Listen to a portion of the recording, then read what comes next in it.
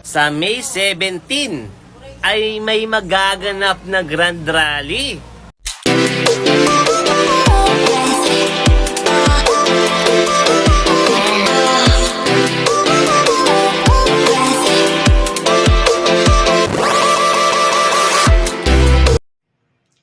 Alright mga idol, napanood niyo yun? Yun na yun. Ito yung mga idol. Ito May 17, mayroong ino-organize na rally ang mga kampo ni Marcos.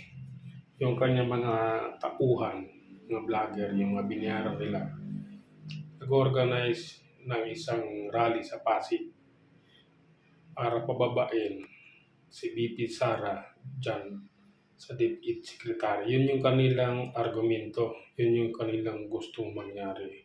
Kaya aligaga sila ngayon, lahat sila andyan, kakagulo sila. Yun ang panawagan nila na nitong 17 na tong buwan na to, kailangan mawala na si VP Sara dyan sa kanyang posisyon.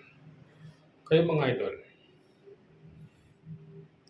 okay ba na si VP Sara umalis sa posisyon niya sa DepEd? Or ano ang masasabi niyo? Dahil kung para sa akin, si VP Sara, kung umalis man siya dyan, kung ayaw naman niya o kung siya mismo ang ayaw, wala namang problema para sa akin. Pero yung mga kalaban, nandyan man siya o wala, titirahin at titirahin pa rin siya. Sisiraan at sisiraan pa rin siya dahil siya yung top choice na magiging presidente sa 2028 kung sakasakali. Kaya todo panira sila ngayon. At ito pa mga idol, galit na galit sila ang panawagan na VP Sara resign dahil ayaw nilang nandyan siya na siya yung kakaiba sa gabinete ni Marcos. Gusto nila si Leni Robredo yung papalit doon sa gabinete na doon sa posisyon na iiwanan ni Sara. Diba? Si Sara, abogada.